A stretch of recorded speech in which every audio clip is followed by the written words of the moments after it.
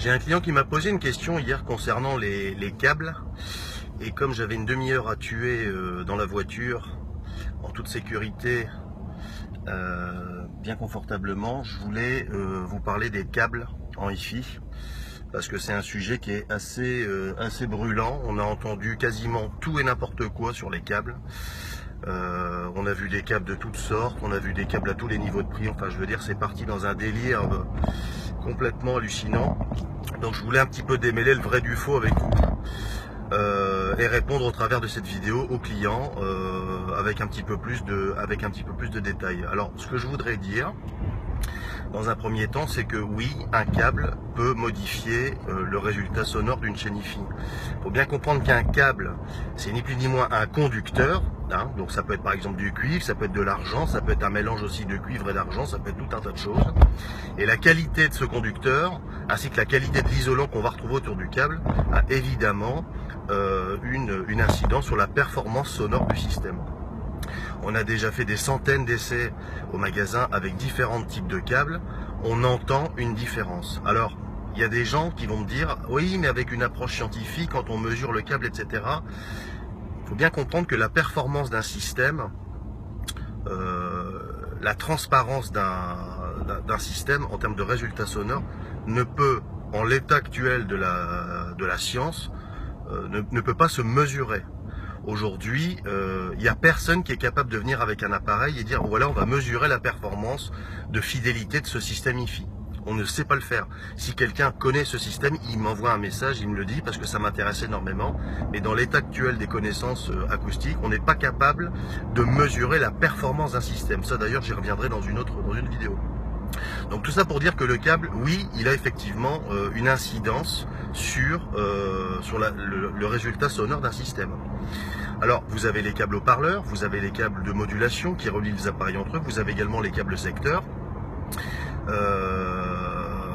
qui vont donc jouer. Alors, il y a des clients qui me disent ça joue à combien de pourcentage sur le résultat global du système.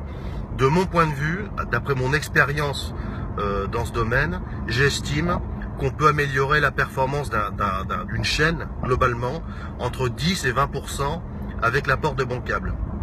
Alors il y en a qui vont me dire 10% c'est pas énorme, mais quand vous êtes sur un système de très haute gamme, 10% c'est énorme. 10% c'est énorme. Si vous avez par exemple demain un ingénieur motoriste de chez Renault Sport ou de chez Ferrari à qui vous dites on va monter la puissance de ton moteur de 10% à caractéristiques techniques identiques, il va plus dormir pendant une semaine tellement il va être... 10% c'est beaucoup, à ce niveau-là c'est énorme. Donc la question qui vient souvent c'est est-ce que ça vaut le coup d'investir dans des câbles sur un système d'entrée de gamme? Quand vous avez un système d'entrée de gamme, parfois le fait de mettre un câble entre guillemets trop performant, quand je dis trop performant ça veut dire qu'il va laisser passer trop d'informations, il va mettre un petit peu en relief les défauts si vous voulez de votre système. Donc s'il met les défauts de votre système, finalement c'est contre-productif parce que finalement le résultat escompté ne sera pas performant. Vous allez avoir un système qui ne sera plus cohérent, vous aurez un déséquilibre qualitatif entre les maillons de votre chaîne. Et c'est toujours la même histoire, c'est tout le temps la cohérence qu'il faut avoir entre les maillons de la chaîne.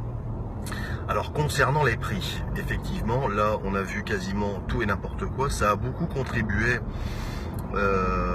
à décrédibiliser justement cette approche des câbles qui pourtant sont très importants dans un système, encore une fois. Comment peut-on justifier tout le monde connaît le prix du cuivre. On sait que le cuivre et l'argent ne sont pas des matières premières qui sont gratuites. Mais bon, quand on voit des câbles secteurs à 10 000 euros ou 15 000 euros et des câbles haut-parleurs à 20 000, j'en ai déjà vu. Faites une recherche, vous verrez que ça existe. On peut quand même se poser des grosses questions sur la crédibilité du truc, parce que c'est vrai que ça commence à faire très cher. Et il y a énormément de marques qui proposent des produits de ce tarif-là sans aucune justification réelle. Alors on invente tout un tas de trucs, que le câble a été cryogénisé, congelé, décongelé, enfin on a vu des trucs absolument invraisemblables. Oui, un câble peut coûter cher, ça j'en suis convaincu. On vend au magasin d'ailleurs des câbles qui coûtent cher parce que ce sont des câbles qui coûtent cher à produire. Je pense par exemple aux câbles en argent qu'on propose au magasin, qui sont des câbles qui coûtent relativement cher, c'est sûr, par rapport à d'autres câbles évidemment. Maintenant, relativement parlant, par rapport à des câbles qui sont de moins bonne qualité, ces câbles sont finalement plutôt bien placés et leur prix est justifié dans la mesure où c'est des câbles qui sont très chers à fabriquer. C'est fabriqué quasiment sur commande, de manière artisanale, donc c'est des câbles qui coûtent cher à fabriquer.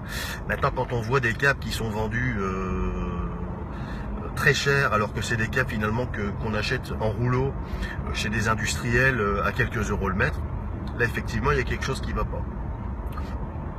Donc concernant les câbles, c'est ce que je voulais vous dire par rapport à ça, parce que j'ai entendu pas mal de clients s'interroger sur le prix des câbles. Mais ce que va apporter un câble par rapport à un câble traditionnel, aujourd'hui 99% des fabricants, vous achetez par exemple un lecteur CD à 3000, 4000, même 10 000 euros, il sera livré systématiquement avec un petit câble secteur chinois à 3 euros.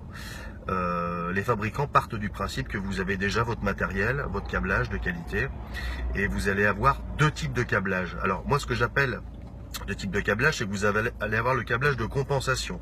C'est-à-dire que vous avez par exemple une chaîne IFI qui génère dans certaines fréquences, par exemple une sifflante, dans l'aigu vous allez avoir une gêne. Ben, vous allez par exemple mettre un câble un peu bouchon, c'est-à-dire un câble, ça existe, qui va vous calmer. En fait, le câble va servir en quelque sorte d'équaliseur passif.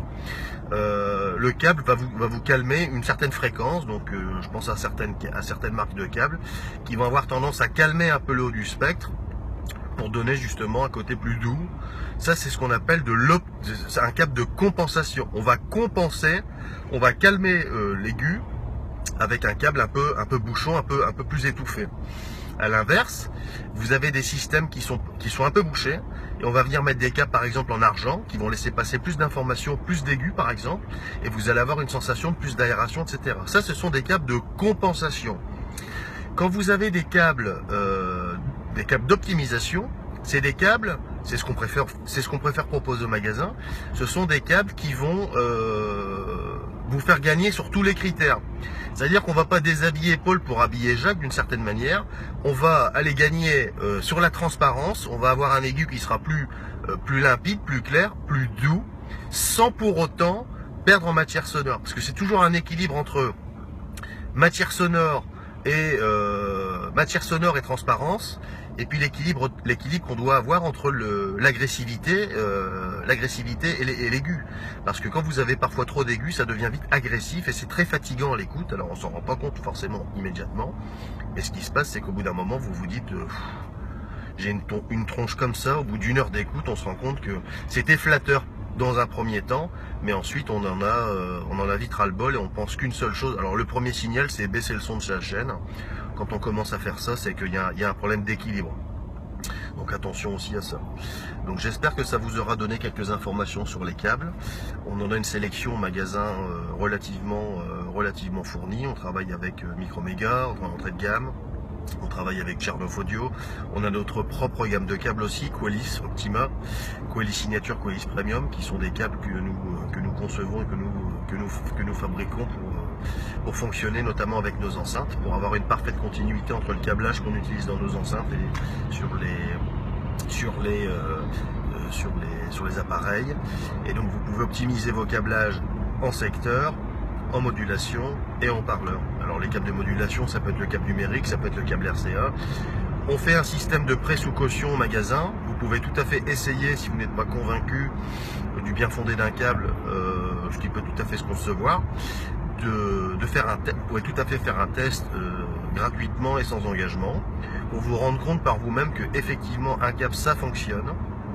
Je parle sur des systèmes relativement intéressant, c'est-à-dire que si vous avez une micro-chaîne à 150 € de chez Electrodépôt, évidemment changer un câble ne va pas changer. Il faut quand même que la chaîne IFI que vous utilisez ait un potentiel.